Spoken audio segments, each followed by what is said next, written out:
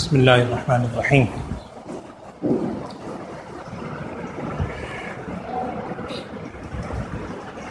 آج کی منزل میں الحمدللہ پاروں کے اعتبار سے قرآن پاک کے 5 پارے مکمل ہوئے، 3 روزے، 4 تراویح اور 5 پارے الحمدللہ۔ آج آپ نے قرآن پاک میں سورہ نساء تقریباً مکمل سن لی، اس کے چند رکوع باقی ہیں۔ قرآن پاک کی جو 114 صورتیں ہیں، ان کو 2 قسموں میں آپ نے قرآن پاک میں دیکھا ہوگا تقسیم کیا جاتا ہے۔ بعض صورتوں کے شروع میں لکھا ہوتا ہے کہ یہ صورت مکی ہے، بعض صورتوں کے شروع میں لکھا جاتا ہے یہ صورت مدنی ہے۔ مکی اور مدنی صورتیں، اس کا عام مفہوم جو ہمارے ذہن میں آتا ہے، ہم سمجھتے ہیں کہ مکی صورت وہ ہے جو مکے میں نازل ہوئی، مدنی صورت وہ ہے جو مدینے میں نازل ہوئی، حالانکہ ایسا نہیں۔ یہ مکی اور مدنی صورتوں میں جو ڈویژن کی گئی ہے، یہ جگہ کے اعتبار سے نہیں ہے۔ مکہ اور مدینہ ایک جگہ ہے، یہ تقسیم کی گئی ہے زمانے کے اعتبار سے۔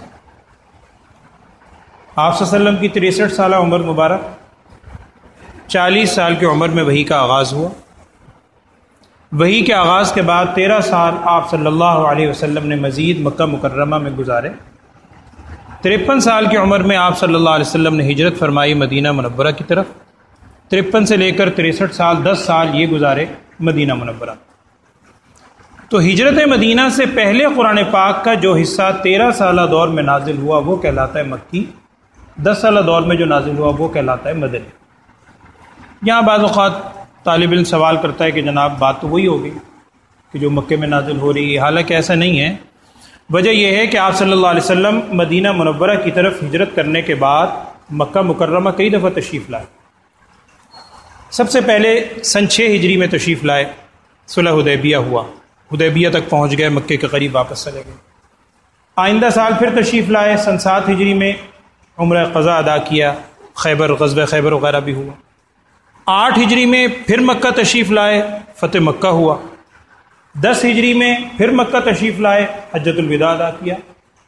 اب حجۃ الوداع کے موقع پر یا فتح مکہ کے موقع پر مکے کے آس پاس یا مکے کے علاقے میں کوئی قرآن کا حصہ نازل ہوتا ہے، اس کو آپ مکی نہیں کہیں گے، اگرچہ مکے میں نازل ہو رہا ہے۔ وجہ یہ ہے کہ وہ زمانہ ہجرت کے بعد کا ہے، اور بعض قرآن پاک کا حصہ ایسا بھی ہے جو نہ مکے میں نازل ہوا، نہ مدینے میں نازل ہوا، سفر میں نازل ہوا۔ اب اس کو آپ ظاہری بات سفر ہی تو نہیں کہیں گے، صرف یہ دیکھ لیں گے کہ وہ زمانہ کون سا ہے۔ تو مکی اور مدنی صورتوں میں جو تقسیم ہے یہ زمانے کے اعتبار سے ہے۔ بعض مفسرین نے ان میں کچھ فرق لکھے، میں صرف ایک بات عرض کر دیتا ہوں تاکہ آپ کو مضامین سمجھنے میں آسانی رہے۔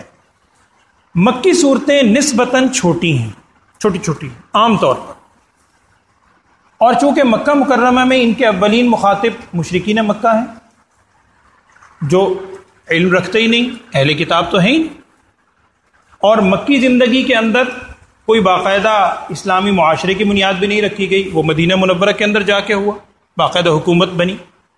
تو مکی زندگی میں جو الفاظ ہیں قرآن پاک کے، جو صورتیں ہیں، ان میں زیادہ تر مضامین پر زور ہے عقائد کے بارے میں، عقیدے کے بارے میں، توحید ہے، رسالت ہے، آخرت ہے، مرنے کے بعد اٹھایا جانا ہے، اور اس پر اشکالات ہیں، زیادہ فوکس اس کو کیا گیا ہے۔ جو مدنی صورتیں ہیں ان میں زیادہ تر احکامات کا ذکر ہے، جیسے آج آپ نے سورہ نساء سنی ہے یا سورہ بقرہ یا سورہ آل عمران، ان کے اندر بہت سے احکام ہیں۔ آج جو آپ نے سورت سنی ہے سورہ نساء، نام سے پتہ چل رہا ہے نساء، امراتن کی جمع ہے، امراتن واحد ایک عورت، نساء اس کی جمع ہے عورتیں۔ اس کے اندر عورتوں کے بارے میں بہت سے احکامات اللہ تعالیٰ کی طرف سے دیے گئے ہیں، سورہ نساء میں بھی ہیں، دیگر مقام پر بھی ہیں۔ اس میں جو احکامات ہیں، سب سے پہلی آیت جو سورہ نساء کی آج آپ نے سنی، آپ کو یاد ہوگا جب نکاح کا خطبہ پڑھا جاتا ہے، نکاح کے خطبے میں یہی آیت، ایک آیت یہ پڑھی جاتی ہے، یا ایھا الناس اتقوا ربکم الذی خلقکم من نفس واحدہ، اے لوگوں اس ذات سے ڈرو جس نے تمہیں ایک ہی ماں اور باپ سے پیدا کی، من نفس واحدہ، ایک شخص سے پیدا کیا، حضرت آدم علیہ السلام، پھر آگے ان کی اولاد پھیلائی، سارا مضمون۔ اس کے بعد اسی سورہ نساء کے بالکل آغاز میں بہت تفصیل کے ساتھ ایک چیز کا بیان ہوا ہے۔ وجہ یہ ہے کہ اگر کسی معاشرے کے اندر مالی طور پر جو تقسیم کار ہے، اگر اس میں انصاف پسندی کا خیال نہ رکھا جائے، اس معاشرے میں بہت زیادہ برائیاں پھیلتی۔ مال کی جو تقسیم ہے اس میں پورے انصاف کو دیکھا جائے۔ قرآن پاک نے سورہ نساء کے دوسرے رکوع میں بہت تفصیل کے ساتھ وراثت کی تقسیم کو بیان کر دیا کہ وراثت کی تقسیم کیا ہوگی۔ آپ جانتے ہیں وراثت، یاد رکھیں یہ بعض اوقات غلط فہمی ہمارے یہاں ہوتی ہے، اللہ تعالیٰ سب کو صحت و عافیت سے رکھے، جب تک انسان دنیا میں موجود ہے الحمدللہ اس کے جو ملکیت میں مال ہے اس کو وراثت نہیں کہتے، وہ اس کا مالک ہے، وہ جیسے مرضی اس کا تصرف کر سکتا ہے۔ جو ہی دنیا سے اس کی آنکھیں بند ہوئیں، اب جو اس کا مال و دولت ہے، اب آپ چاہیں اعزاء و اقربا کہ جی ہم اپنے حساب سے تقسیم کریں، اب آپ تقسیم نہیں کر سکتے۔ اب یہ مال اس کی ملکیت نہیں ہے، یہ ڈائریکٹ اللہ تعالیٰ کی ملکیت میں چلا گیا۔ اللہ نے اس کے بارے میں وصیتیں کر دی، ماں کو اتنا ملے گا، باپ کو اتنا ملے گا، اولاد اگر ہے تو اتنا ملے گا، حقیقی ہے نہیں ہے، بیوی ہے، وہ ساری کی ساری۔ اس کو اصطلاحی طور پر کہتے ہیں علم وراثت۔ اور حضور اقدس صلی اللہ علیہ وسلم نے مختلف صحابہ کی مختلف شانیں بیان فرمائی تھیں۔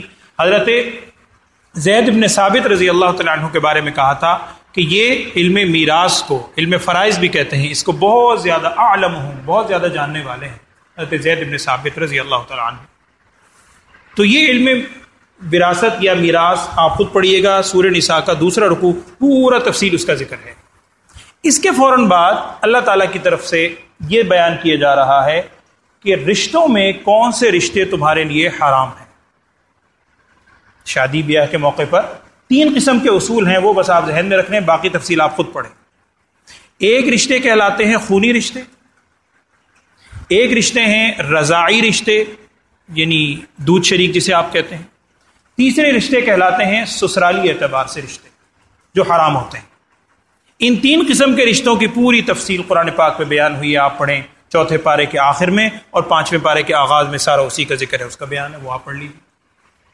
اس کے بعد 5ویں پارے کے دوسرے رکوع میں اللہ تعالیٰ کی طرف سے کہا جا رہا ہے یا ایھا الذین آمنوا لا تقربوا الصلاۃ وانتم سکارى حتی تعلموا۔ یہ قرآن پاک کا ایک اصول ہے جس کو مفسرین نے نقل کیا۔ اس اصول کو کہا جاتا ہے تدریج۔ تدریج کا معنی ہے کہ اللہ تعالیٰ کی طرف سے جب کوئی احکامات نازل ہوئے، حکم اترا ہے، تو اس میں ایک دم حکم نہیں آ گیا، بلکہ انسان کی نفسیات کو سامنے رکھتے ہوئے پہلے ابتدائی حکم دیا گیا، پھر دوسرا حکم دیا گیا، پھر تیسرا حکم دیا گیا۔ یہ اصل میں شراب کی حرمت کے بارے میں سب سے پہلا حکم ہے۔ یا ایھا الذین آمنوا لا تقربوا الصلاۃ وانتم سکارى، اے ایمان والو تم نماز کے قریب نہ جاؤ جس وقت تم حالت نشہ میں ہو، یہاں تک کہ تم جان لو کہ کیا کہ پہلے یہ حکم آیا، پھر دوسرا حکم آیا، پھر تیسرا حکم آ گیا کہ انما الخمر والمیسر والانصاب رجس من عمل الشیطان، یہ گندگی ہے، تم اس سے بچو۔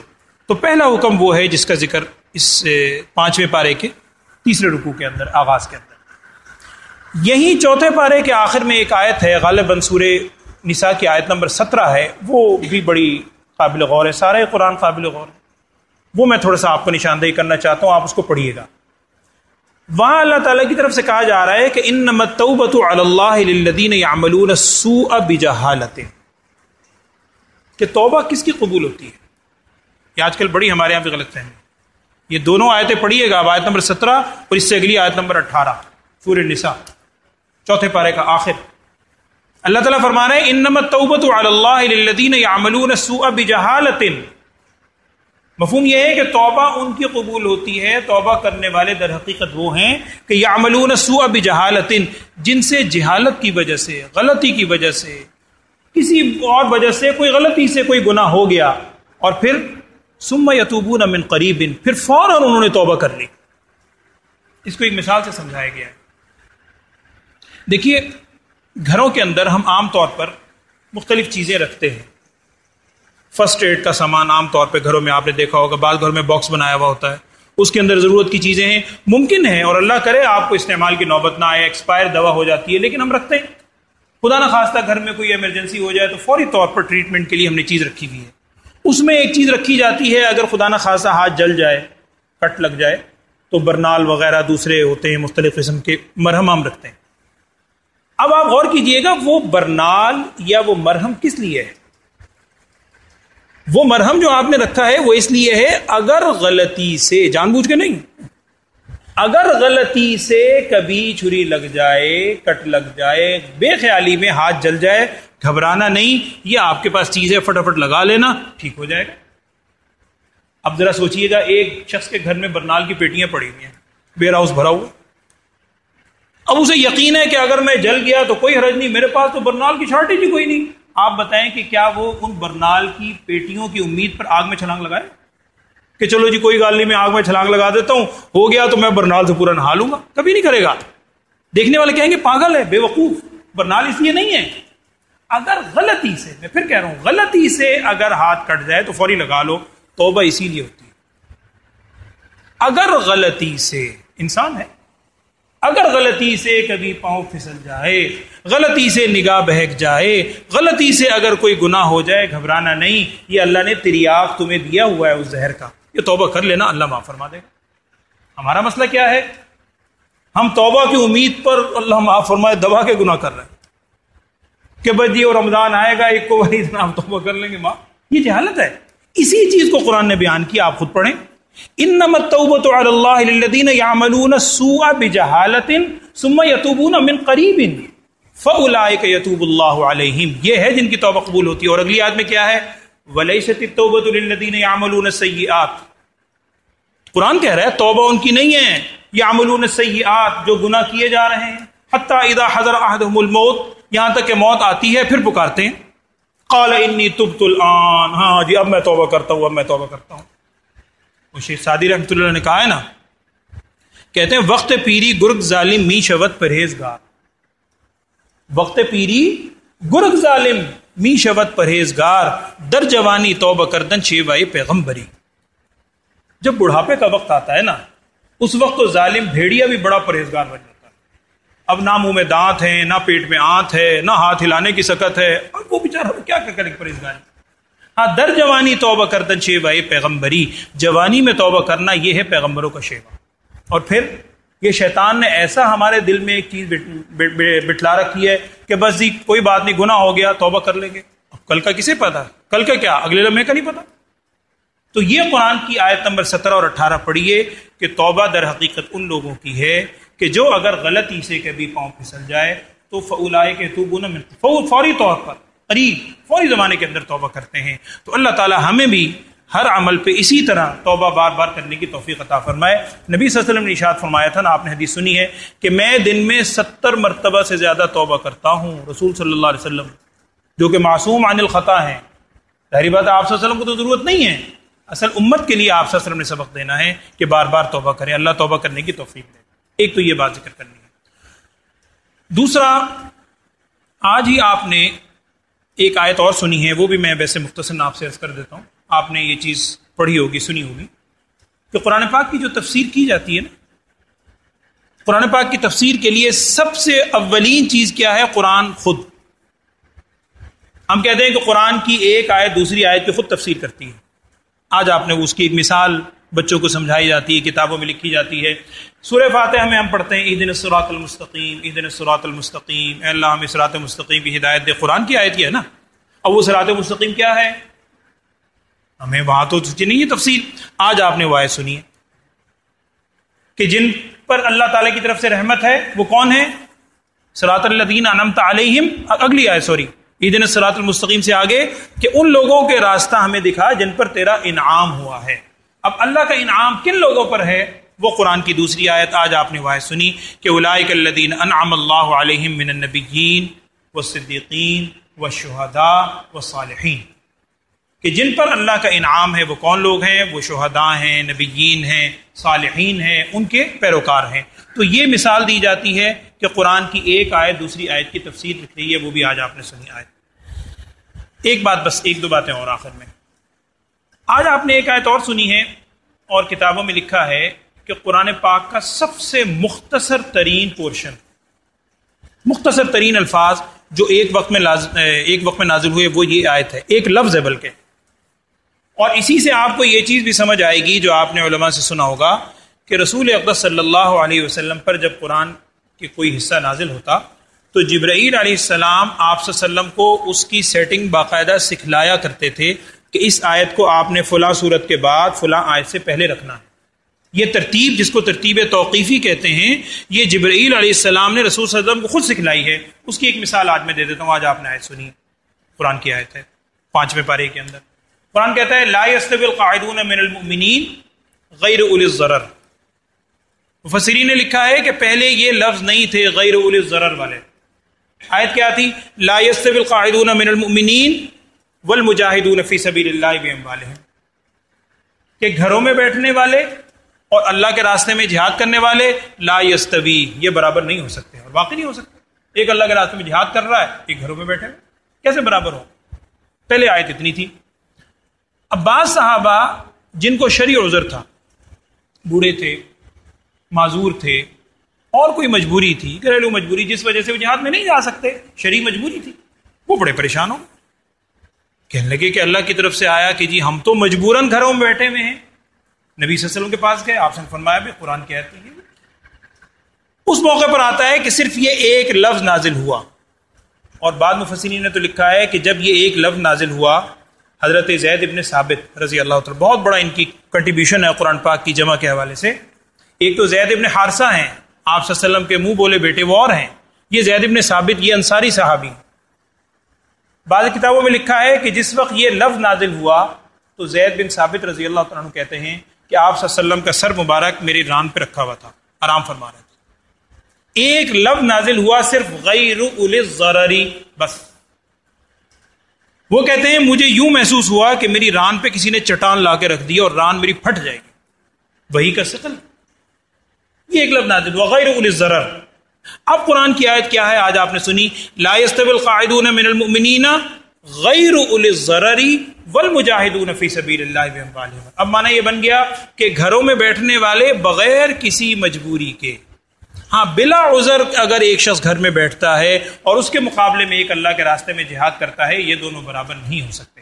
تو اب جو مجبوری والے تھے، معذور صحابہ تھے، انہیں حوصلہ ہو گیا کہ ہمارے بارے میں یہ آیت نہیں اتری. تو بہرحال یہ اس کی مثال دی جاتی ہے جو ایک لفظ نازل ہوا. اور ایک آج کی منزل کی سب سے آخری آیت وہ بھی ذہن میں رکھیے گا، 5ویں پارے کی سب سے آخری آیت. بہت ہی اس آیت کو پہلے بھی میں نے ایک دو دفعہ آپ سے عرض کیا تھا، بار بار یہ آیت پڑھا کریں، سمجھا کریں، اور اس آیت پر عمل کرنے کی کوشش کریں. اللہ مجھے اور آپ کو توفیق دے، آمین. اللہ تعالیٰ فرما رہے ہیں آج وہاں منزل ختم ہوئی ہے، آخری آیت آپ نے سنی ہے، ما یفعل اللہ بعذابکم. بہت ہی پیارا بھرا جملہ ہے. اللہ تعالیٰ فرما، یقیناً مجھ سے اور آپ سے خطاب ہو رہا ہے انشاءاللہ. اللہ فرما رہا ہے ما یفعل اللہ بعذابکم، اللہ تمہیں عذاب دے کے کیا کرے گا؟ اللہ کیا کرے گا تمہیں عذاب دے کے؟ ان شکرتم و آمنتم، بس. اللہ تمہیں عذاب دے کے بھلا کیا کرے گا؟ ان شکرتم، اگر تم شکر گزار ہو اور صاحب ایمان، بس. ایمان کے ساتھ اگر شکر کرنے کی اللہ ہمیں عادت دے دے، اللہ توفیق دے، آمین. تو قرآن کہہ رہا ہے ما یفعل اللہ بعذابکم، اللہ بھلا عذاب دے کے کیا کرے گا؟ اب قرآن کا ایک جو جملہ ہے اللہ تعالیٰ خود ارشاد فرما رہے ہیں. اب آپ خود سوچئے، اپنے بارے میں دیکھیں، ذرا کوئی تکلیف آ گئی وہ ساری وہ نعمتیں چھٹی. وہ ایک واقعہ آپ نے سنا ہوگا، ویسے 1 منٹ میں سنا دیتا ہوں. حضرت موسیٰ علیہ السلام کے حوالے سے لکھا ہے،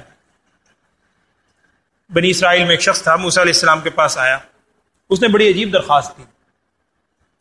اس نے کہا جی آپ کلیم اللہ ہیں، طور پہ جاتے ہیں، اللہ تعالیٰ سے ہم کلامی ہوتی ہے، اور میری نا اس دفعہ جائیں گے، میری ایک درخواست پیش کریں. انہوں نے کہا جی کیا درخواست؟ اس نے عجیب درخواست کی، شاید ہمارے ذہن میں نہیں آ سکتی.